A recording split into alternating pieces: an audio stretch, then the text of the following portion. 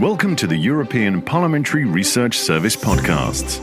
In this podcast, we'll look at the potential gains of more Europe versus the costs of less or non-Europe in energy, one of the 50 policy areas investigated in our latest report about the benefits of more EU action in an age of global challenges, and see how closer EU cooperation in this area could bring substantial economic, social, and environmental benefits. Want to know more? Stay with us.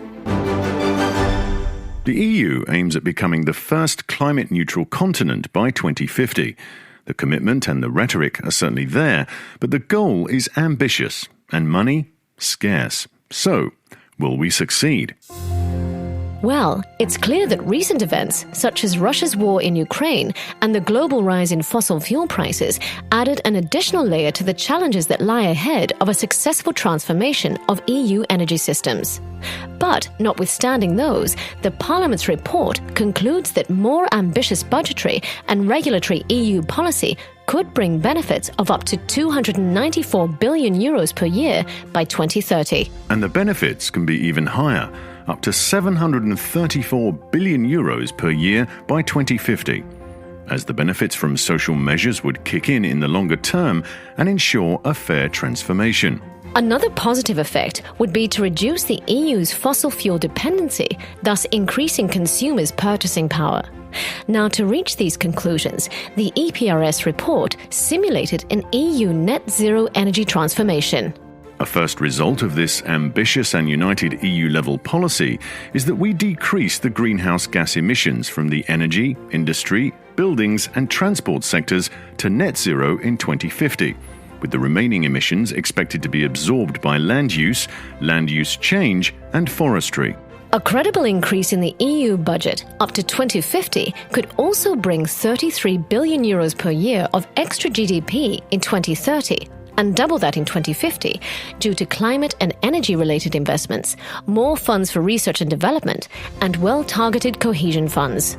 And what's more, the adoption of common and effective regulatory instruments, such as more ambitious energy efficiency rules, boosting renewable energy production, and further reinforcing the EU emission trading scheme, would also spur competitiveness and bring economic benefits of up to €227 billion per year in 2030 and €407 billion in 2050, compared to the baseline scenario where we continue business as usual. But we can only successfully transform our energy systems if we at the same time manage to address all the challenges, including the social ones, that derive from it. Here's Alexandra Heflich from the European Parliamentary Research Service. Yes, we estimated that in the most ambitious net zero scenario, over 2 million jobs could be created by 2050. But in some sectors, such as fossil fuel extraction, employment will be reduced. We also need to bear in mind that the transformation, if not well designed, could be very challenging, for example, for those who are not able to afford new clean technologies. For this reason, we need a coherent EU approach in energy policy as well as a fair distribution of benefits from the transformation to make everyone better off. Now, the European Parliament has long been supporting the transformation of our energy systems, calling for more ambitious targets and more EU funding to close the investment gap, help finance the transformation, and give extra support to the sectors and regions lagging behind. It's at the origin of the Just Transition Fund, and in the context of the energy crisis and Russia's invasion of Ukraine, it has called to make the EU 2030 climate and energy targets more ambitious in order to accelerate the EU's weaning off fossil fuels, improving its energy efficiency, and speeding up and simplifying investment in renewables. In the context of soaring energy prices, the Parliament has also called for solidarity among member states and better coordinated action at EU level. It's also in favour of taxing windfall profits of energy companies to help vulnerable citizens and companies pay their energy bills, and to extend the emissions trading scheme to the building and transport sectors, and use part of the benefits from this auctioning system to tackle energy and transport poverty. Now, against this background, the Commission proposed several emergency actions, including a plan to cut dependence on Russian fossil fuels, secure reliable and affordable energy for European citizens and businesses, and accelerate the switch to renewable energy. The European Parliament supports these actions, but called on the Commission and EU countries to make sure that measures adopted at EU level to fight energy prices stay compatible with long-term EU climate goals and help advance the EU's open strategic autonomy goals. But a key question is, are the resources currently available at EU level enough to achieve such an unprecedented transformation and address the associated risks and challenges? Moreover, how are the costs and benefits from this transformation going to be shared within society?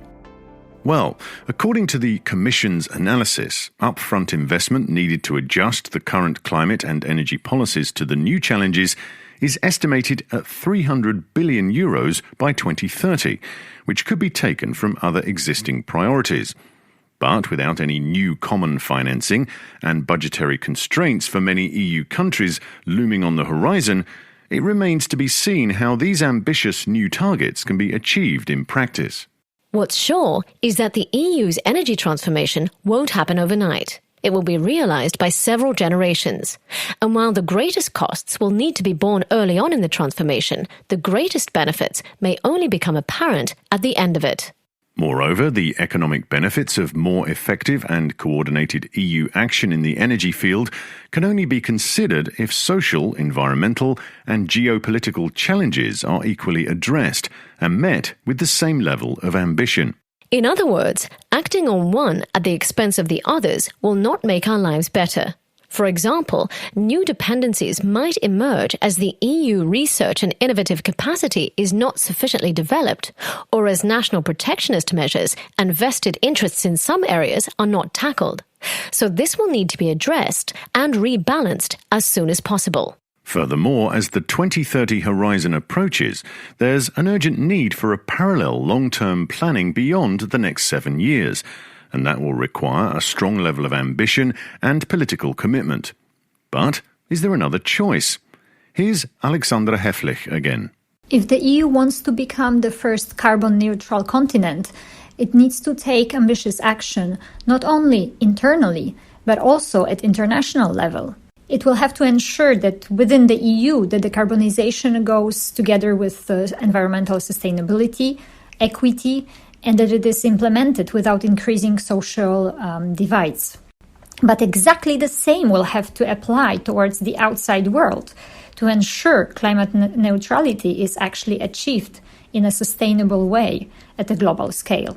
In conclusion, ambitious and united EU action will be necessary to ensure a successful energy transition that is inclusive, brings economic benefits, and ensures EU competitiveness.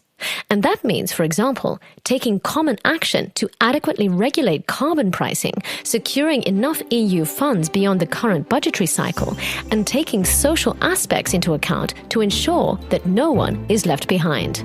Want to know more? Check out the full report on mapping the cost of non-Europe on the EPRS website or in our app. This is a European Parliamentary Research Service podcast. Thanks for listening.